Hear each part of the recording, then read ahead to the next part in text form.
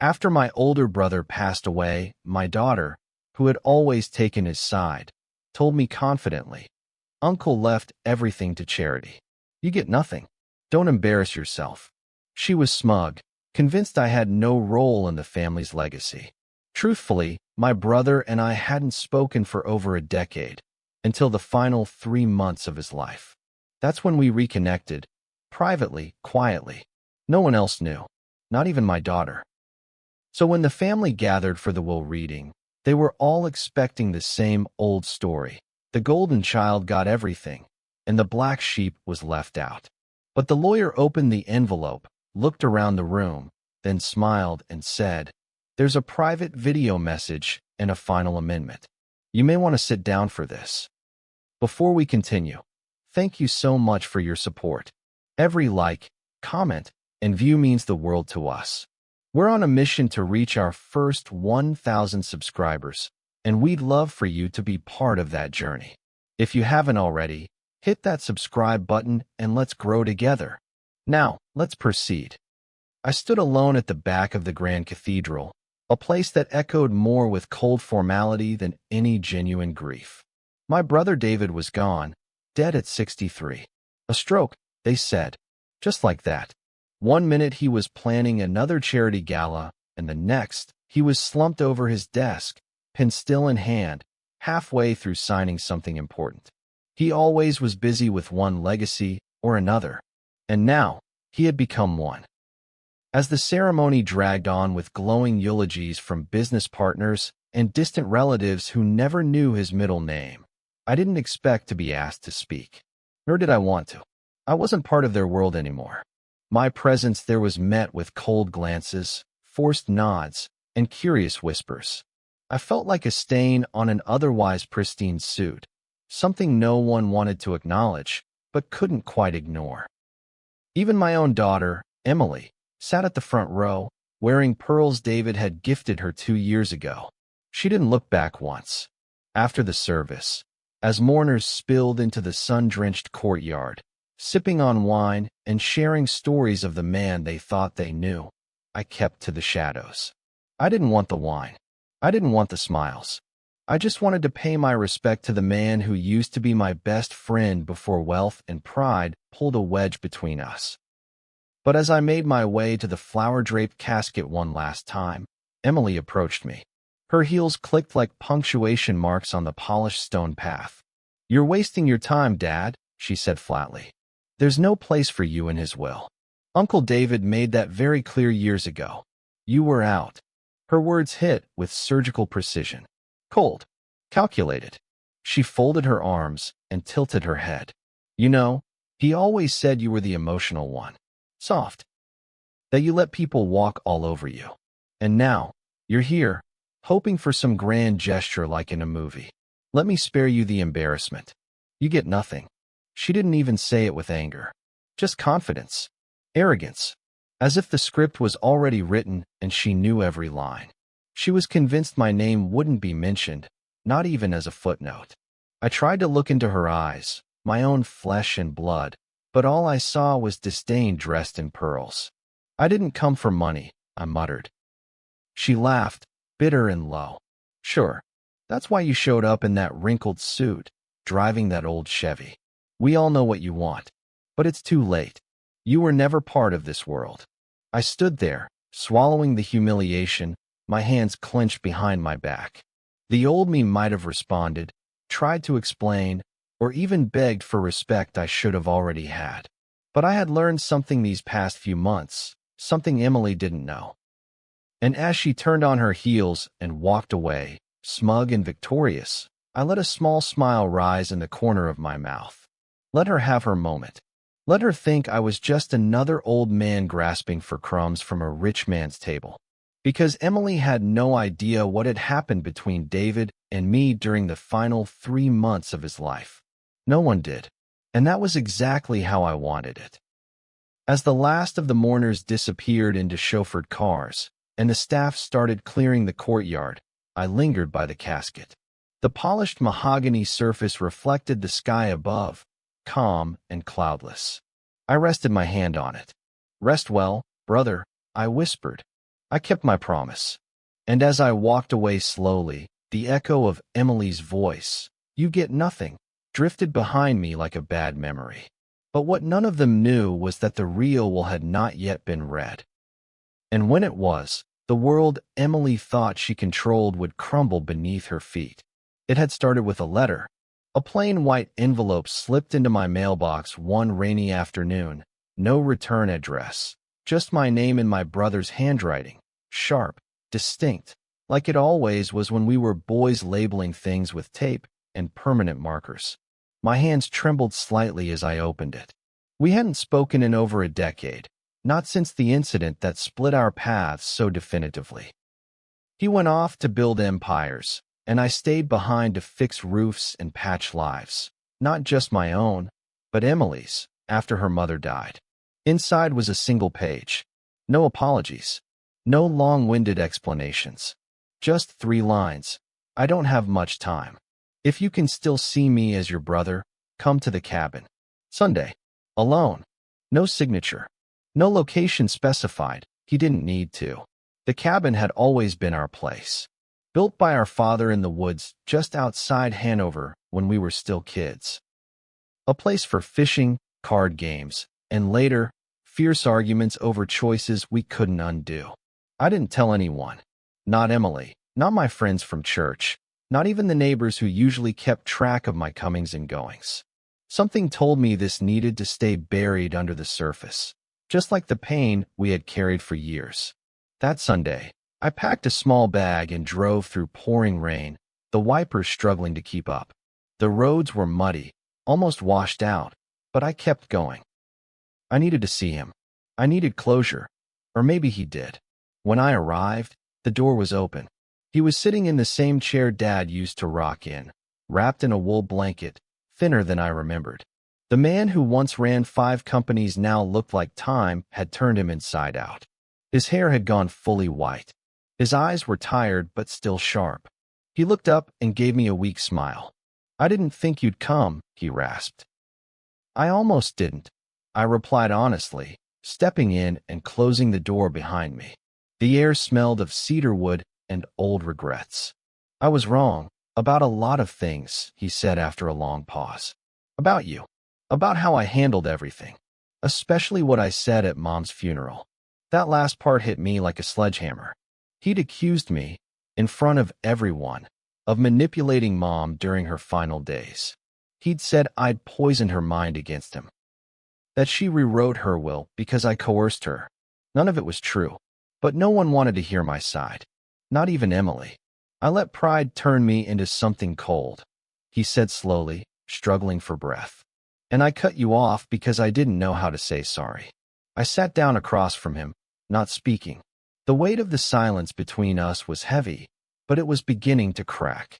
We talked for hours. About our childhood. About Dad's workshop. About the camping trips and the secret coin collection we hid under the floorboards.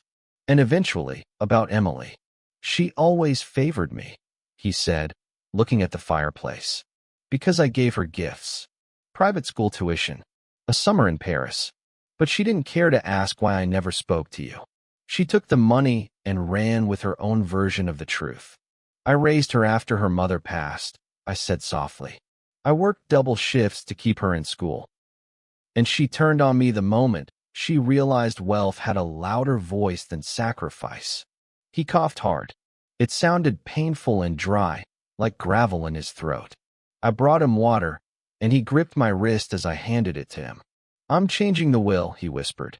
"Everything they think they're getting, they won't. It's yours." I froze. "I don't want it," I said instinctively. "I didn't come here for that." "I know," he nodded. "That's why I'm giving it to you."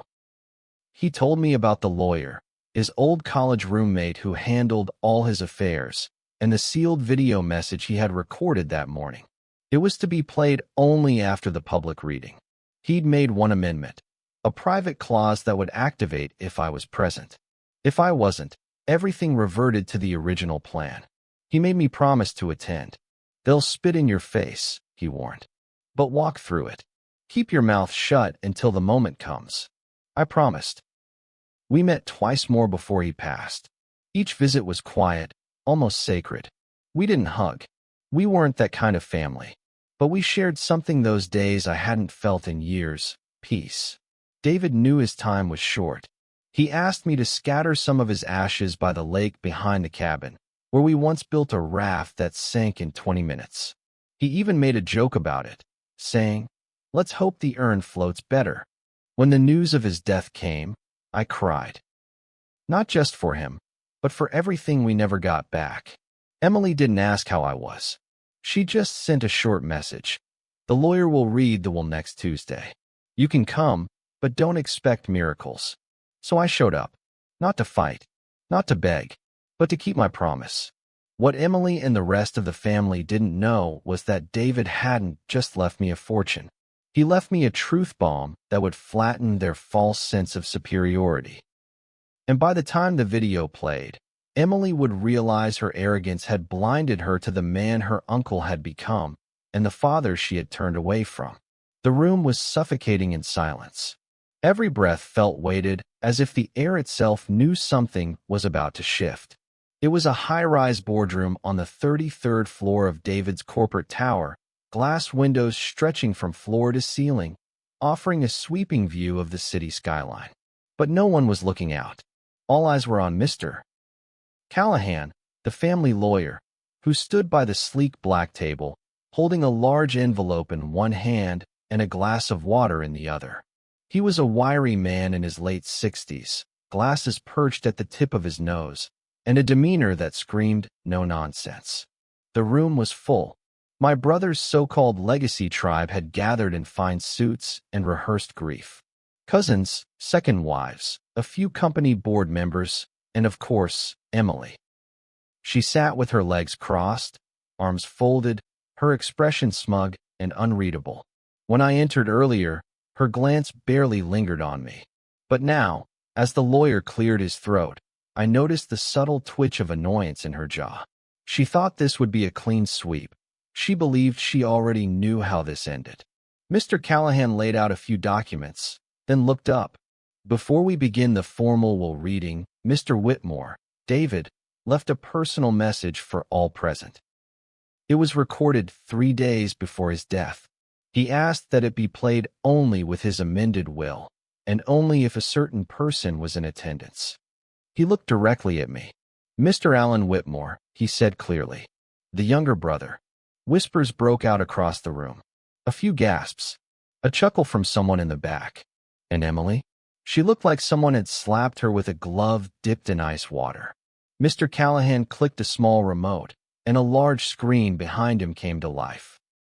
There he was, David, sitting in his favorite armchair in the cabin. He looked frail, but there was strength in his voice. Confidence. Peace. "If you're watching this, then I'm gone," David began. "And if my brother Alan is in the room, it means he kept his word. If not, well, this won't matter anyway." Emily sat upright. Her lips parted slightly. She had not expected a video. Certainly not one that began with her uncle singling me out. "I've lived a good life," he continued. "But I've also made my fair share of mistakes. One of the biggest was turning my back on the only person who ever truly stood by me when I had nothing, my brother. We had a falling out, and it took me far too long to realize the damage I caused. I hurt him, and in doing so, I hurt myself." He paused, leaning forward. "To those in this room who thought they knew me, who smiled for the cameras and reached for my wallet, you should know this: my brother and I reconciled. Privately, quietly. He forgave me when no one else had reason to. And because of that, I've rewritten my will." The room exploded in murmurs. I saw a few faces pale. Emily's jaw locked. She shook her head as if willing the screen to go dark. "I leave the entire contents of my estate, valued at approximately $17 million, stocks, property, and intellectual holdings, to my brother Alan Whitmore. In full." The screen flickered off. Silence. Thick, strangling silence. Emily shot up from her seat. "That's not possible," she said, voice trembling between anger and disbelief. "That can't be legal. He told me. He said. He promised." Mr. Callahan was calm. I have here the signed amendment, witnessed and notarized, dated 3 days before his death. It supersedes all prior documents. She turned to me, her eyes wild now. What did you do to him? Did you manipulate him? You hadn't spoken in years. I stood slowly, not to fight, not to defend, but to make one thing clear. We talked, I said simply. He reached out, and I answered. You don't deserve it, she shouted. You're nothing. You raised me in that roach-infested house while he lived like a king, and now you think you're going to waltz in and take everything? I looked at her, really looked at her, and in that moment, all the years of sacrificing for her, of missing meals so she could eat, of sleepless nights patching up a broken home, flashed before me. She had forgotten it all for a taste of power and status. She had erased me in her mind. I didn't come for the money, I said, but I won't reject my brother's last words. You didn't just lose the inheritance, Emily. You lost your father a long time ago when you chose to belittle him for loving quietly instead of loudly. She collapsed into her seat, stunned, speechless. Mr. Callahan walked over and handed me the folder. It's all here, he said. There's also a note he left for you. Handwritten. I took it and nodded. I wouldn't read it here. That was for me alone. As I turned to leave the boardroom, the others didn't try to stop me. They didn't say a word. The man they thought was a footnote had just become the entire chapter. And Emily? She sat still, pale as marble, the weight of what she'd lost beginning to settle in. Not just money, but honor, family, truth. The elevator doors closed behind me, sealing away the room of vultures and fake mourners. I stepped into the sunlight, free. David had given me more than his fortune. He gave me back my name. If you enjoyed this story, don't forget to like, subscribe, and share. There are more real, raw, and emotional stories just like this one coming your way. Thanks for watching. See you soon in the next story.